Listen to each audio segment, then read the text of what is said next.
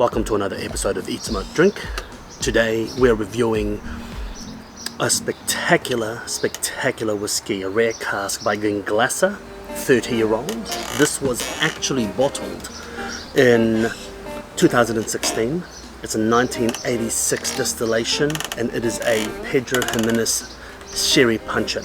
So it's quite a privilege to try anything over 20, 25, but 30-year-olds is definitely something to behold, because when you get to whiskies that get to this age, they start to change. Primary flavors become secondary, secondary flavors become tertiary, the alcohol and the youthfulness subsides, making way for completely warped, out of this world flavors. So thank you very much, Sonny, for letting me try this whiskey to review, and I'm using my blender's glass. This is only a 42.6% whiskey, so over the years, obviously Angel's Share, it's lost its punch, but hey, that's okay. Let's see how it noses. Let's have a sniff. Oh wow. Immediately I get a rich fruitcake, cinnamon, earthy, wet leather, some aniseed, cloves, white pepper. The tannin is heavy. I can just smell that heavy tannin in there.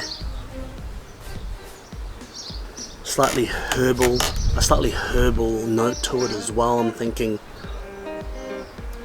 a bit of rosemary, rose water.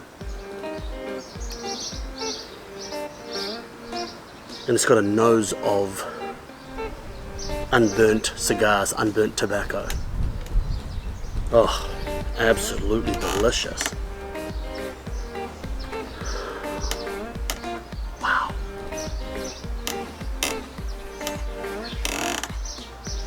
You can't escape the earthiness. The earthiness is very prominent. Leathery. But the nose has a punch to it. It's got a distinctive sweetness to it. Burnt sugar, caramels, burnt brown sugar. And right on the tail end of the nose, it has a sweet perfume. I don't know what that sweet perfume is, but it's a sweet musk.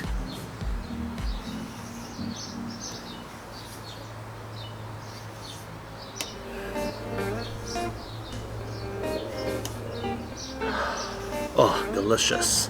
It's like raisin tea. Let's get tasting.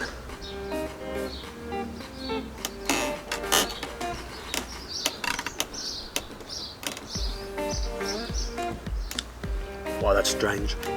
So, when I mean tertiary flavors, same as wine, it's actually an extremely mellow whiskey, very soft and delicate. Surprisingly delicate for such a heavy sherry influence. It's sweet, but not oily.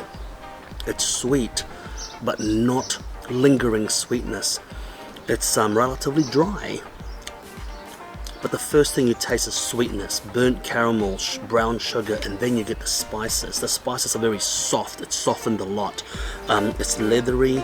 It's very heavy in tannin, like a heavy black tea. Earthy. A little funky, a little fungal. That could be from the Pedro Jimenez. The palate and the mouthfeel is not as syrupy as the smell, so it's very deceptive. Very deceptive.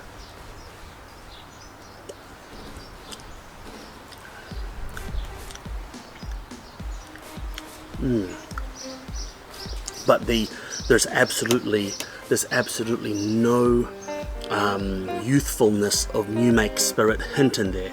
The whiskey is just so involved in that barrel interaction. It's just amazing. I mean, 30 years you'd expect that. If it wasn't, I'd be surprised. The finish is actually a medium finish. It's not a big finish, but the mid palate and the front palate is a burst of flavor. Fruit cake, but not as sweet as a fruit cake as your usual sherry cask. Not sure why that is.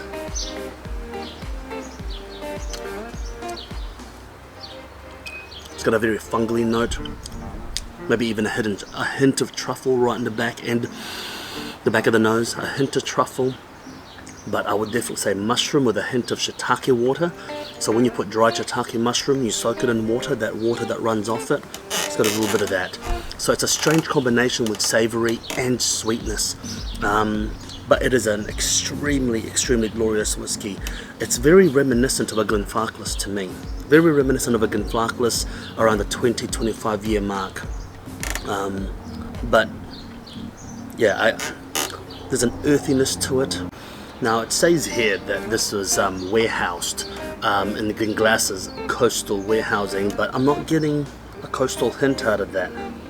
I am getting the earthiness that I keep mentioning, definitely unburnt tobacco and cigar, like when you open your cedar humidor, you get a lot of that flavour. But I'm not getting coastal influences, a slight minerality, but not really getting heavy coastal influences. Look, cigar pairings, I would say something mild with this one.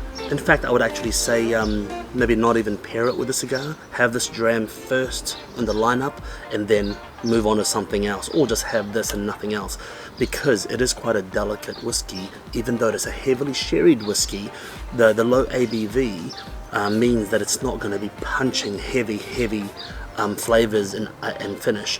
So I would say don't have it with a cigar, have it first and then move on to something else, or just have it by itself.